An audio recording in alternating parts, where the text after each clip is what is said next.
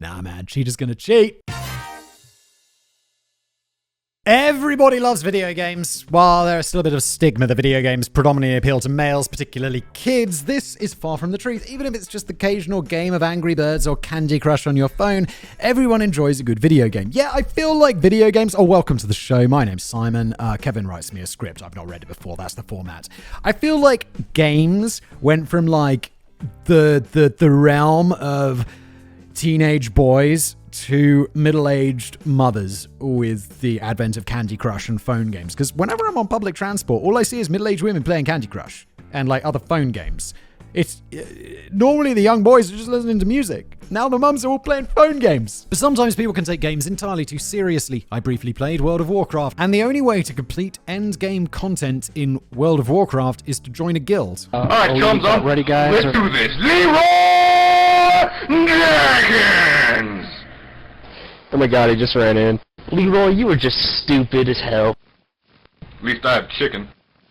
I have no idea what that means. These are Vessies. They are the king of shoes. They are the sponsor of today's video, and you should absolutely buy yourself a pair.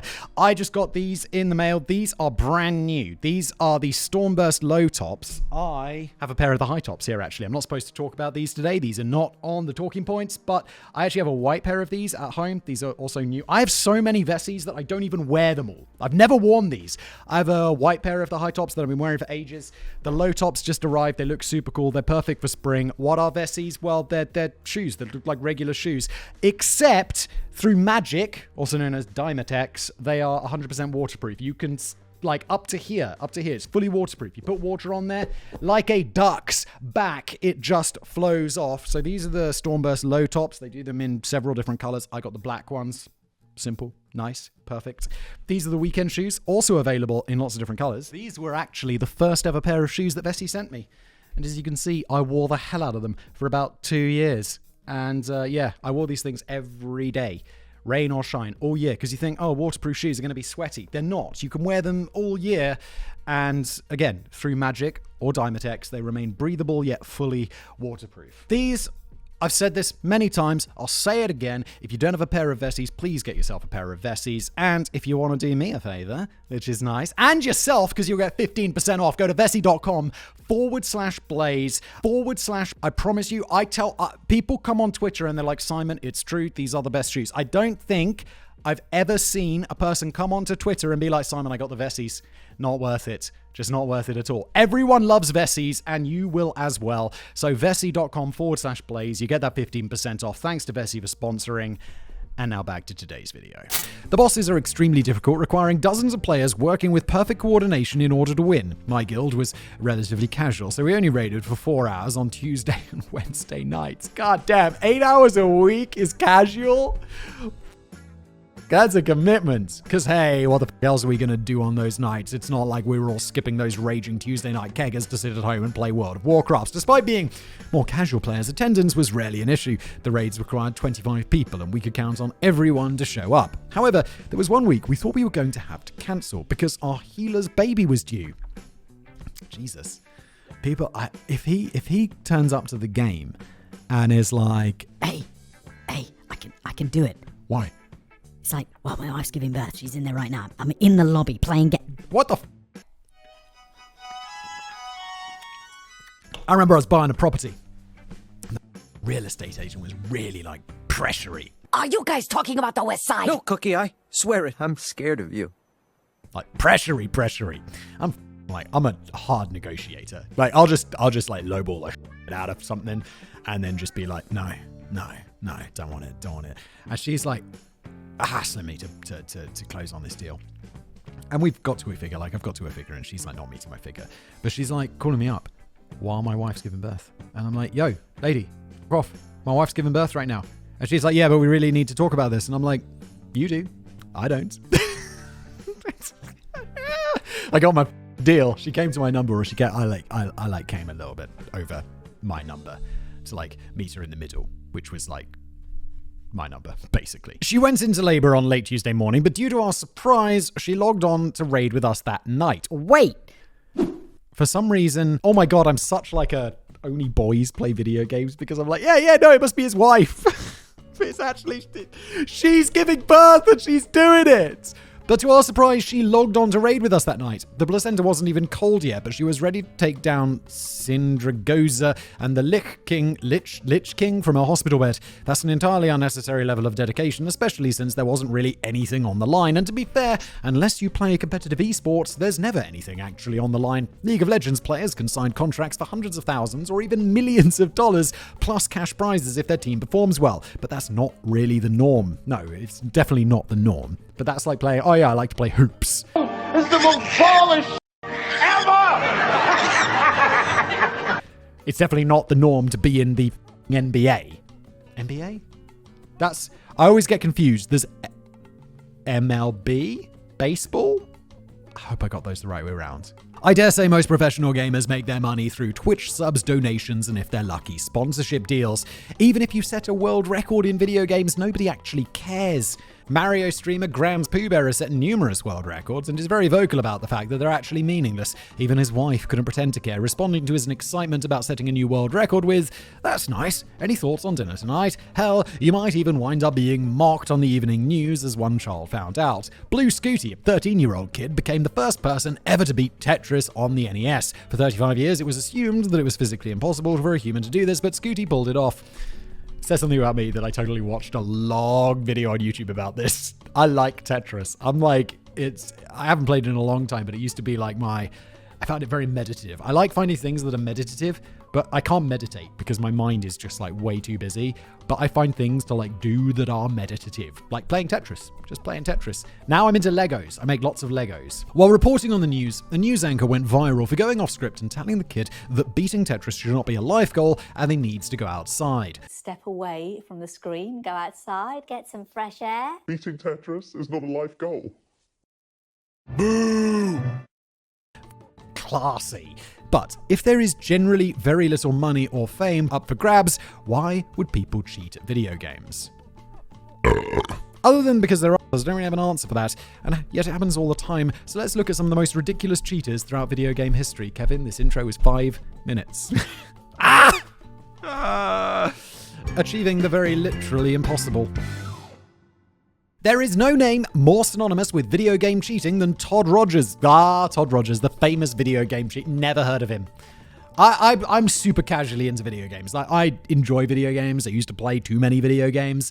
But now I have like loads of work, family, kids. I got excited last week. I was like, my family, my wife and my kids, she's going to her parents for the weekend. And I'm there like Saturday night. And I'm like, I'm going to play Xbox for like the first time in months. I'm like, yes! And then for some reason the Xbox doesn't connect to my TV and I'm like, the cables are plugged in! Why aren't you working? And it just didn't work and I was like, oh. So I just watched a movie. It was fine. It began not back in 1982 when a 15-year-old Roger sent a Polaroid video to Polaroid videos were not a thing, to Video Game Player magazine. The magazine published high scores in various games using only photos as verification, and among those games was Dragster for the Atari 2600. I played a lot of Atari as a kid until we finally got a Nintendo, and I'm confident in saying that of all the Atari games ever produced, Dragster was one of them. And the game is exactly what it sounds like. The player controls a dragster, shifting gears and trying to get to the finish line as fast as possible.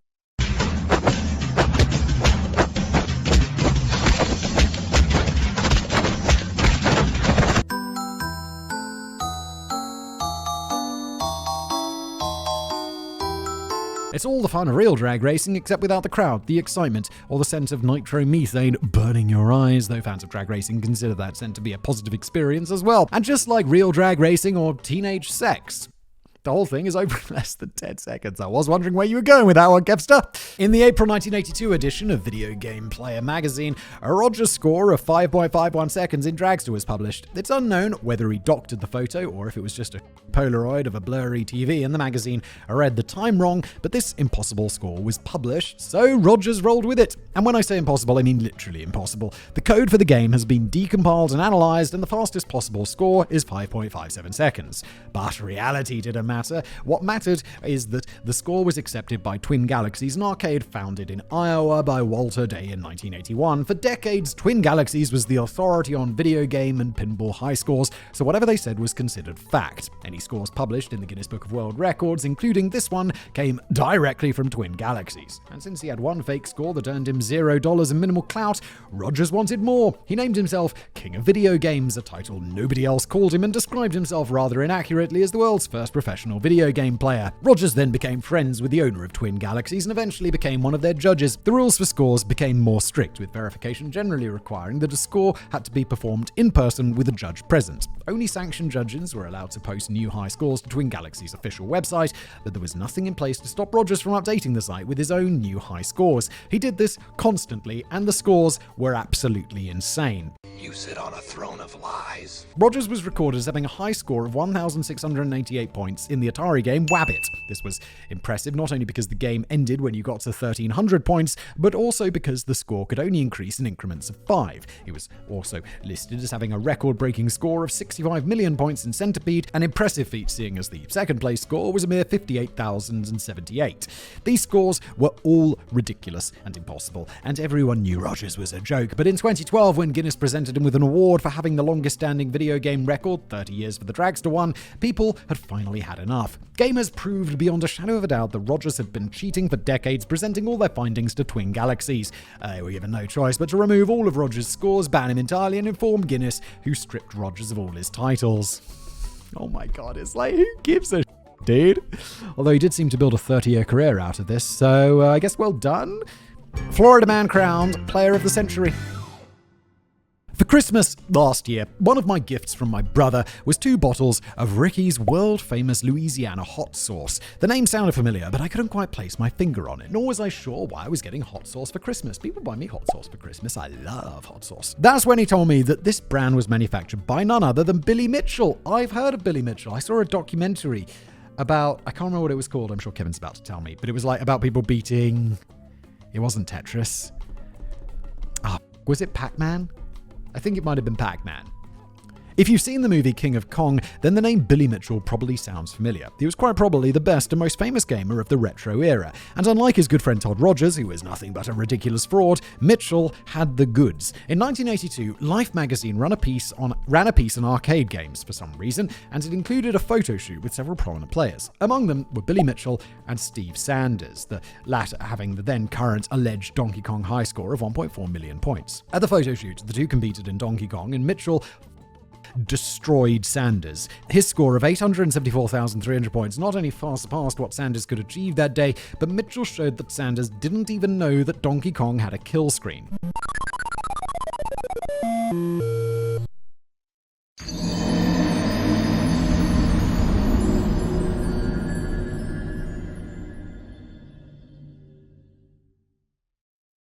Hey, you. You're finally awake. Kill screens exist in a lot of retro games because they were intended never to end. Each level was supposed to get slightly harder than the last until it became impossible, forcing people to throw quarter after quarter into the machines to try and beat those levels. God damn, that's some business big brain stuff right there. However, because there's no actual end to the games, they all inevitably break because of coding limitations. Because the levels get harder in Donkey Kong, the developers decided to also give players 10 extra seconds of each level to complete it. That works out great for the first 21 levels, but in level 22, the player should start with 260 seconds. Since 8-bit numbers only go up to 256, it just rolls over and gives the player 4 seconds, making level 22 the impossible kill screen. Sanders knew none of this, and Mitchell outed him as a fraud. Mitchell's 800,000 plus score became the official world record for the next 18 years, and he spent a few years after this using his skills and knowledge to catch people trying to submit fake scores, as ironic as that would soon become. Oh no, Billy Mitchell, no! He then took a break from gaming for about 10 years, working at and eventually taking over the family restaurant in Florida, selling hot wings.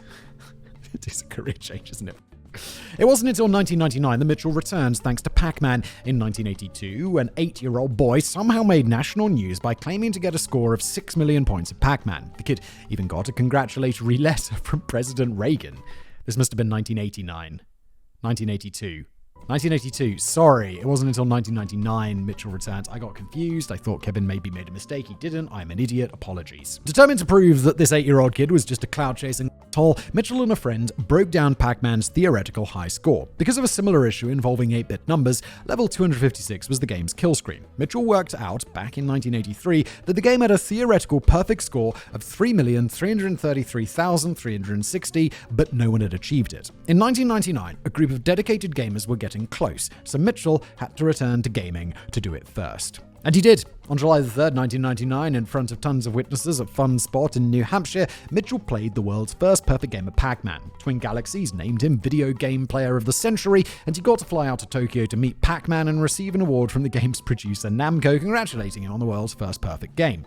Like I said before, Mitchell really had the skills, which makes what happens next so disappointing. During the filming of King of Kong, Steve Weber set a new high score of 985,000 and change live at Fun Spot. Just hours later, Mitchell walked in carrying a VHS tape recording of his first run of the world's first ever 1 million point game. This score was accepted immediately, despite the video not having proof of it being played on unmodified hardware. He then allegedly set another record at a mortgage broker's convention, because why not, and another at Boomer's Arcade in Florida. Boomer's Arcade, really?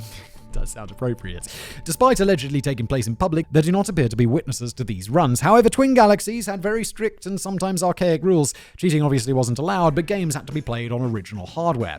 However, watching Mitchell's tapes frame by frame allegedly showed that the levels loaded very awkwardly. The screen appeared to load the way it does when using the arcade emulator MAME rather than how it does on genuine arcade hardware. People first took an interest in this because expert analysis allegedly showed that Mitchell was suspiciously lucky. You score extra points by breaking or jumping over barrels in Donkey Kong, but their movement is random. Mitchell seemed to be scoring points at a statistically improbable rate, which is what led to so much interest and speculation. And this sort of luck is one of the things that can be controlled on an emulator. It certainly didn't help that Mitchell's mortgage broker and Boomer scores were both verified by none other than Todd Rogers. I guess it's good to have friends in high places, or in this case, places of arbitrary and meaningless authority. It was disappointing that someone who genuinely had incredible skill and even fought against cheating allegedly seems to have taken the easy way out in what some people might interpret as a desperate attempt to cling to his former, largely irrelevant glory. And if you're wondering why there was a healthy dose of allegedly regarding Mitchell's alleged use of MAME, it's because he is hilariously litigious. Allegedly. Even though, in my personal opinion, as someone who is way too interested in the intricacies of gaming and programming, Mitchell used MAME beyond a shadow of a doubt, but he continues to deny these claims. And that, of course, is Kevin's opinion. Just his opinion. That's it. He sued Twin Galaxies for removing his scores. He sued multiple YouTubers for covering the story. What? Yeah-oh. And he sued Cartoon Network because a show did a ridiculous cartoon parody of him. Of course, he hasn't won any lawsuits. The Cartoon Network suit was thrown out, 2 of the others were settled, and 1 is still going on because Australian law won't let Mitchell drop the charges without paying the YouTuber's entire 6-figure legal bill. And the day after the settlement with Twin Galaxies, in which they received very favorable terms, their website began selling t-shirts and mugs with side-by-side images of the arcade and the emulated screens for Donkey Kong as a giant you to the alleged cheater. I can't sadly get into all the intricacies of how hilariously f***ed up the whole situation is, like how YouTuber Apollo Legend wore a Billy Mitchell cosplay to a convention so you could get close enough to the man to secretly record a conversation with him. But to Mitchell's credit, I will say this: that crazy bastard does make some good hot sauce. Allegedly a crazy bastard. I'd like to try his hot sauce though. Cheating for charity. Twice every year, the organization Games Done Quick does 2 huge events. Awesome Games Done Quick in the winter and Summer Games Done Quick. Each event runs non-stop for 1 week, with speedrunners from every game genre showing off their talents around the clock, all in the name of charity. AGDQ raises money for the Prevent Cancer Foundation, and SGDQ raises money for Doctors Without Borders. Because these are live marathons where anything that can go wrong will, it's rare for anybody to set a world record at a GDQ event. Not that they're really trying. It's about showing off the games, having a good time, and hopefully not things up too much. And sometimes it's more fun when things do go wrong. There was a run of some Animorphs game one year that was supposed to be about 20 minutes long. Animorphs are books, right? My sister loved the Animorphs when we were kids. Due to comically terrible luck, the runner wasn't even able to beat the first level before time ran out, but I'm pretty sure everybody enjoyed the failed run more than if things had gone as expected. GDQ started out as a small event run in some dude's basement, and it grew into a huge in-person event that required everyone to play on original hardware, making cheating impossible. Then, COVID happened, and the event switched to have the speedrunners play remotely. It was no less successful, and it even opened up the opportunity for lots of people to take part who otherwise wouldn't have been able to afford travel to the venue to speedrun speedrun their games. It has since moved to being a mix of in-person and remote. Given that this whole thing is a casual event for charity designed to be as entertaining as possible, you'd think it would be safe to assume that letting people play remotely wouldn't be an issue. Nah man, cheaters gonna cheat. It's not like anybody was going to cheat, right? Well, nobody except Mecharazium, a Russian speedrunner who played through Metal Gear Solid.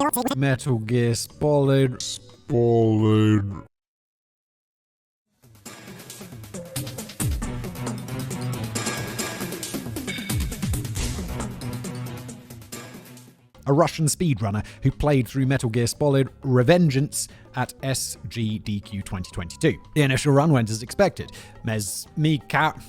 Sake your name. Mecharazium is a top-tier player, so his final time of 57 minutes was just 4 minutes behind the world record, which is totally normal. Unless you're playing Animorphs, the most important thing at a marathon like this is to actually beat the game. As such, speedrunners will deliberately use slower, marathon-safe strategies to keep the show running smoothly.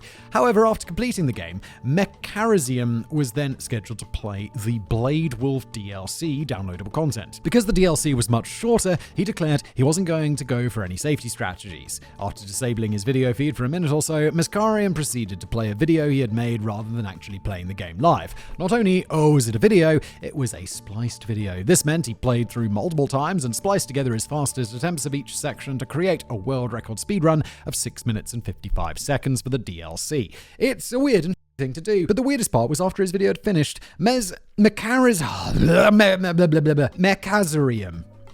went on a bizarre 5-minute monologue about what he felt was the proper way to care about speedrunning and how the entire community had been doing it wrong. People focused only on the top times and the leaderboards rather than giving proper attention to the people breaking down code and finding the fastest routes and strategies, something Mecharazium, whatever, had happened to specialize in. It was this bizarre self-important pile of nonsense that went far too long and ended with him saying, "You won't be seeing me again," I think. Some people just want to see the world burn. There will be more godless nights.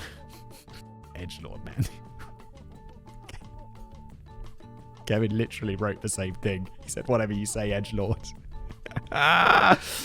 Edgelord. The next day, he announced that he had cheated during his run, and he was rightfully banned from appearing at future events. On the bright side, it raised $3 million for charity, so those doctors can finally afford the borders they so desperately need. Oh, that's a good joke. I like that. Blind ambition.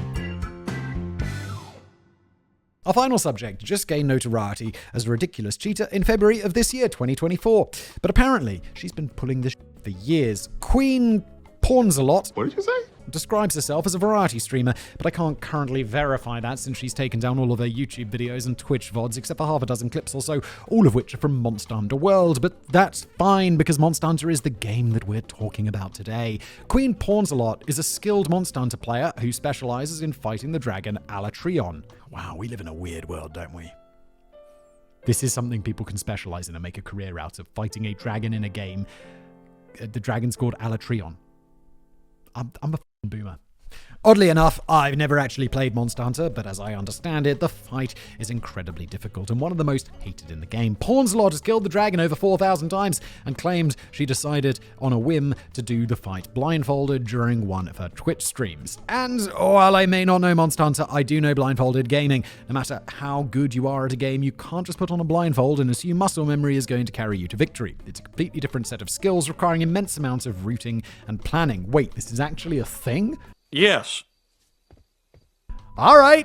There's a heavy reliance on audio cues, and highly skilled players can use something called beat counting, timing their actions based on what beat the background music the game is based on what beat the background music in the game is on. It takes a lot of work and memorization and can't just be done on a whim. You can test this yourself by putting on a blindfold and attempting to do literally anything in a game or otherwise and seeing how spectacularly you fail. Dave, you're exempt from this challenge because that would be cheating. Dave's another one of the writers who is blind. But popular streamer and YouTuber Asmongold didn't know any of that, which is exactly what Queen Pawnslot was counting on. Why? I've heard of Asmongold. He must be mega famous because I've been on Twitch like once. Pawnslot, she had one of her moderators post the clip of her blindfolded fight to Asmongold's Reddit and told her chat to spam it with upvotes so that he'd watch it on stream. The plan worked, and when Asmongold watched the video, he assumed it was a legit blindfolded run. After all, she had over 4,000 takedowns of Altreon, so it doesn't seem inconceivable that she was just that good. Pawnslot went viral after this, which was the goal all along. She's a small streamer and obviously thought this would get her notoriety, which would translate to more Twitch subs. What she didn't realize is that by going viral, her dumb little stunt was going to be seen by people who actually knew things about blindfolded speedrunning. The short version is that the blindfold she used was a thin piece of fabric that she could see straight through, as evidenced by the fact that viewers could see straight through it as well in her video. Multiple videos were made discrediting her supposed accomplishments, so Pornslot decided to double down. She bought a proper blindfold, covered her 2 monitors with thick paper, and defeated Alatrian again. But once again, this was all fake. The blindfold wasn't being worn properly, allowing Pornslot to lean back and see out of the bottom of it onto a third monitor where the game was running. How do we know that she had a third monitor, you ask? Well, there's a lot of technical stuff involving OBS that proves it, but the simplest evidence is that she kept looking at the monitor. After her 2 visible monitors were covered with paper, making the screens invisible, she kept looking at her secret third monitor to read chat. She even began responding to chat despite the fact that she wasn't supposed to be able to see anything. Dude, that is some amateur right there. And yet, despite being caught in the act yet again, Queen Pornslot continued to triple down. When Asmongold reacted to the proof that the new run was also fake, she sent one of her moderators to talk to him live on stream. The mod's proof that everything Pornslot did was on the level was limited to "trust me, bro," and I'm a physician, which has been extensively memed on. Trust me, I'm a doctor.